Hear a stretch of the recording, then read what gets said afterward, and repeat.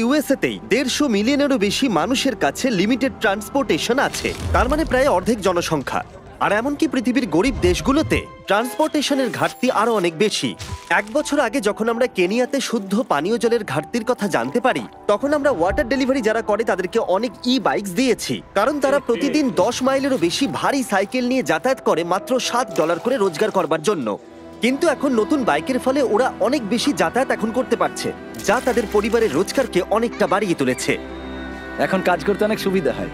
আর এখানকার সম্প্রদায়ের ওপর এর প্রভাব দেখবার পরে আমরা আমাদের পার্টনার ইলেকট্রিক বাইকের কাছে গেলাম সাহায্য চাইতে, এটা মনে করে যে ওরা আমাদের 13টা বিচ ফিলান্থ্রপি ভিডিওসকে স্পন্সর করেছে। আর আমার মনে হয় আপনারা শুনে অবাক হবেন না যে ওরা $6 লাখ ইলেকট্রিক বাইক ডোনেট করেছে। আর তারপর আমরা আপনাদেরকে এমন একজন মানুষকে নমিনেট করতে বলেছি যার জীবনে ট্রান্সপোর্টেশনের অত্যন্ত প্রয়োজন আছে। আর প্রয়োজনীয় মানুষদের অনেক অনেক ভিডিও পাওয়ার পরে আমরা সেগুলোকে গিভঅ্যাওয়ে করার জন্য খুবই এক্সাইটেড হয়ে উঠেছিলাম। ওই বাইকটা আমার লাইফ চেঞ্জ করে দিতে পারে। এটা পেলে আমার আর আমার হাজবেন্ডের খুব সাহায্য হবে। আমরা এই বিশাল গিভঅ্যাওয়েটা শুরু করব নর্থ ক্যারোলিনা থেকে, যেখানে ড্যারেন প্রথম বাইক গিভঅ্যাওয়ে করবে 600টা বাইকের মধ্যে। এ হলো মারিয়া, যে 2জন সন্তানের সিঙ্গেল মাদার। তিনি দিনে 14 ঘন্টা বাসন ধোয়ার কাজ করেন, শুধুমাত্র তার কম পারিশ্রমিকের বেশিরভাগটা গুয়েতামালায় তার সন্তানদের কাছে পাঠানোর জন্য, যাদেরকে তিনি অনেক বছর দেখেননি। আমি এখানে অনেক বছর ধরে আছি, প্রায় 5 বছর হয়ে গেল। আর এত ঘন্টা কাজ করার পরেও তাকে প্রতিদিন বেশ কয়েক মাইল হাঁটতে হয় শুধুমাত্র কাজের জায়গায় যাতায়াত করবার জন্য। সমস্ত বাইকের মধ্যে এটা প্রথম বাইক যেটা আমরা গিভ অ্যাওয়ে করতে চলেছি। আর যেহেতু এটা প্রথম বাইক, তাই আমরা মারিয়াকে আরো এক্সট্রা $5000 ক্যাশ দিয়ে সারপ্রাইজ দেব। ঠিক আছে, চলো ওকে সারপ্রাইজ দেওয়া যাক। আমি তোমার জন্য একটা গিফট এনেছি।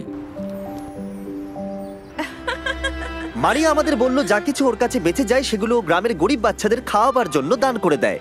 তাই আমরা $5000 দেবার পরেও 7000 আরো এক্সট্রা দিয়ে তাকে অবাক করে দিলাম, যাতে সে গুয়েতামালায় তার গ্রামকে আরো বেশি সাহায্য করতে পারে। এই বাইকের সাহায্যে মারিয়া খুব সহজেই তার কাজের জায়গায় 10 মিনিটের মধ্যে পৌঁছে যাবে। কাজে না যেতে পারা, স্কুলে না যেতে পারা বা মেডিকেল অ্যাপয়েন্টমেন্টে যেতে না পারা, এরকম আরো অনেক অনেক সমস্যার মানুষ সম্মুখীন হয়, এবং এর ফলে তারা যে পরিস্থিতির মধ্যে রয়েছে তাতেই তারা আটকে পড়ে। আপনারা যদি ভাবেন এটা স্পেশাল, তাহলে দাঁড়ান, এখনো 599টা বাকি আছে। এটা দারুণ হতে চলেছে।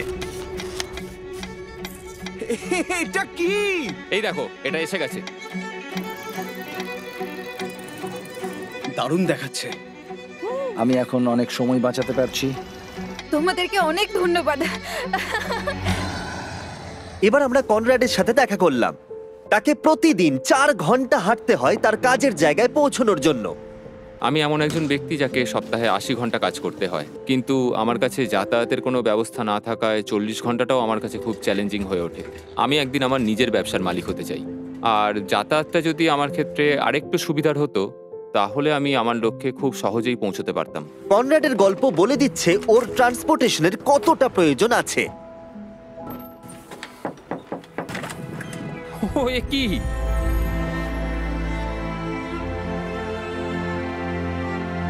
এই বাইকটা এখন থেকে প্রতিদিন কনরাডের 3 ঘন্টা সময় বাঁচিয়ে দেবে। এখন থেকে আমার যাতায়াত নিয়ে আর কোনো সমস্যা রইল না। এবার আমি আমার জীবনের পরবর্তী লক্ষ্যের দিকে এগিয়ে যেতে পারবো। আমার বিশ্বাস হচ্ছে না যে এখনো 400টারও বেশি বাইক বাকি আছে। এই নাও, এটা কি? এটা আমার।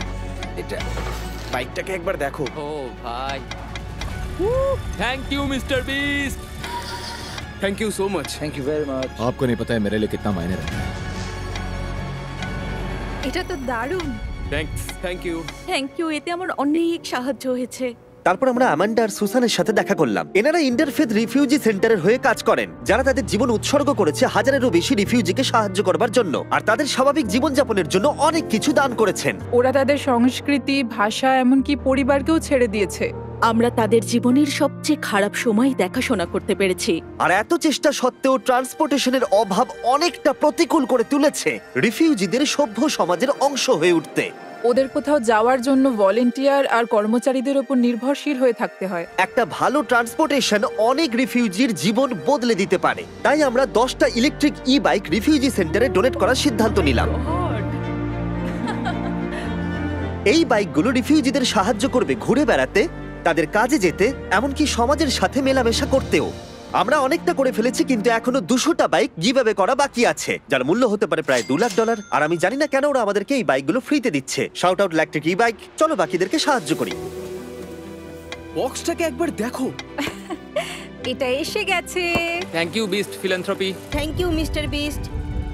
Thank you.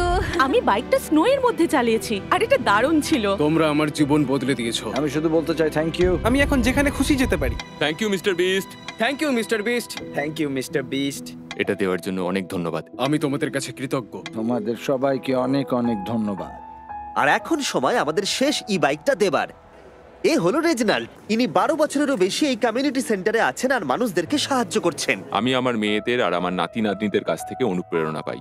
আপনি ভালো কিছু করলে আপনি তার ভালো ফলই পাবেন। আর যদিও তিনি চারপাশের মানুষদের উপরে তার ভালো কাজের প্রভাব বিস্তার করছেন, তবুও তাকে প্রতিদিন কাজে যাওয়ার জন্য 1 ঘন্টা হেঁটে বাস স্টপে পৌঁছতে হয়। আমি যদি এটার বদলে ট্রান্সপোর্টেশনের অন্য ব্যবস্থা পেতাম তাহলে সেটা খুবই ভালো হতো। আমি আরো তাড়াতাড়ি বিভিন্ন কাজগুলো করতে পারতাম আর আমি বাচ্চাদের সাথেও আরো বেশি সময় কাটাতে পারতাম। একটা ভালো ট্রান্সপোর্টেশন পেলে রেজনাল্ড তার পরিবারের সাথে বেশি সময় কাটাতে পারবে। ওয়াও! অনেক অনেক ধন্যবাদ, অনেক অনেক ধন্যবাদ।